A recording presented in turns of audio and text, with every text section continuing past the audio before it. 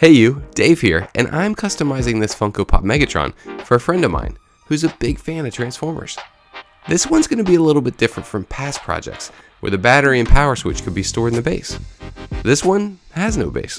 All your base are belong to us. Also, this unibrow type thing is in the way of working on his eyes. The left hand looks like it wants to hold something, and the back of his head has some complex curves.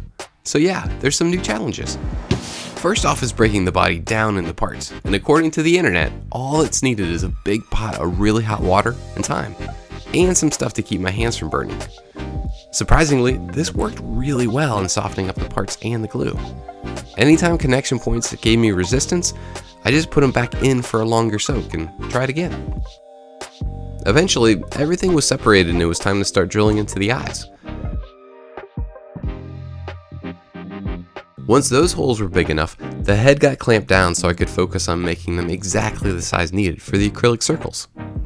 Once they were good to go, work started on the access door. Some tape and measurements to show exactly where to cut, and then starter grooves with an X-Acto knife, followed by a scraper that slowly cut into the plastic and removed material.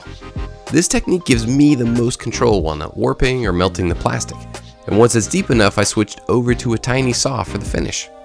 All that, and now Megatron has holes in the front and back of his head. So far, so good. With the door cut, now it has to be easy to open, close, and stay in place. So it needs something kinda like a door frame. A trip to the dollar store got this container that was a pretty good color match, and after a lot of measuring, a medium amount of cutting, and a tiny bit of gluing, Megatron now has a head door frame thing. The biggest challenge to adding the on-off button to the door was cutting just the right amount of material so the button would stick out enough so it could be activated, but not too far or the drill would just go right through everything. Hot glue holds it all together and makes a really nice friction fit with the door frame. It's not going anywhere unless it's supposed to.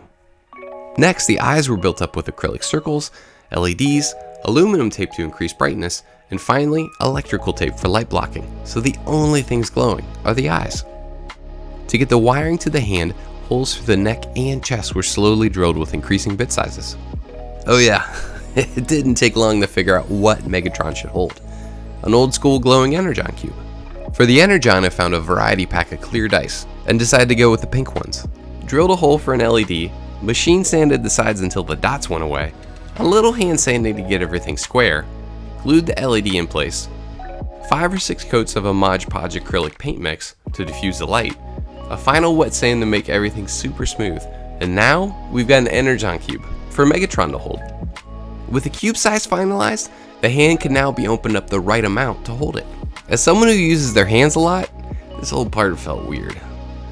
Oh, I am so thankful for my thumbs. All the electrical stuff in Megatron's head got wired and installed. Then the wires for the Energon cube got woven through all the parts. This went way better than expected. The arm got reconnected to the body, the cube was positioned and held in place with a little bit of hot glue, and then all the body parts were back together again. With just a little bit more wiring, all the electrical stuff is done for the Decepticon leader, and then a little bit of filler and paint to cover up the drill holes. Megatron is looking good. Angry, but good. However, with the extra weight in his head, he's now even more top-heavy than before, so he definitely needs a light-up base. After some design time on the computer, and a visit to the public library laser cutter, all the layers to the custom base were mostly ready for assembly. The aluminum tape is going to help even out the lighting, which for this build is going to be some flexible filaments I found out about by watching Boyle Hobby Time. Check him out, it's a great channel. Speaking of channels, I made some in the substructure acrylic so metal can be put near the top of the base to attract the magnets that are going to be installed in Megatron's feet so he doesn't fall over. Once the acrylic was glued to the wood border, some really small nails fit into the channels after their heads had been removed. CA glue to lock them in place, and then the base got clamped on. Figured out where the flexible filament should be placed for the light to be even, and then drilled some holes so the wiring could get down to the power level. Because of the voltage requirements, the filaments had to be connected to the power source individually. I'd never wired filaments before, so testing things as I go has continued to be helpful in troubleshooting problems as they happen, instead of guessing what went wrong 10 steps later. Because guessing is the worst. The filaments got placed and then held with hot glue. This took a little while because the glue had to dry before moving on, but everything is exactly where I want it to be. A few quick tests and everything is still working, which is great. Time to move on to the power level. This port is just a little too tall to fit inside, so it got cut down to size. And because the wires are really close to the surface now, I double checked just to make sure it still works. It does. All the bits get placed and cut marks get made for the button power port placement. A little bit of time with a tiny saw, and then everything is ready to install. Until I realized the first battery is going to be a bit too big for the space available, so I go down a size. All the electrical stuff on the power level got connected and installed. These are little strips of wood covered in copper tape and solder that all the light wires are going to connect to for power. And so I don't have to remember anything, they got color coded. As the workspace got smaller, tweezers made it easier to keep things where they needed to be. The battery was a little thicker than expected, so some of the wood from the bottom of the light level got carefully removed. Damaging the filaments is the last thing I wanted to do right now. The wiring got connected to the power, and then it became a game of moving the wires around so that everything could get closed up without anything being smushed. I'm pretty sure smushed isn't a technical term, but if you know of a better one that's also family friendly, please leave it in the comments. Glued all the layers together and left it alone to dry.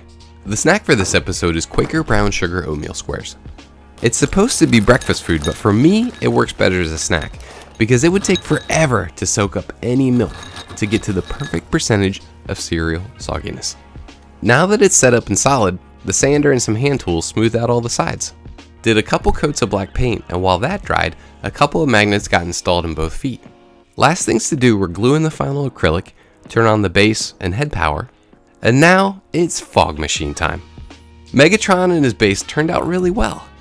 Thanks for watching, and if you like this, be sure to subscribe and check out some other projects. Regardless, grow the unique talents that you've been given and make for others.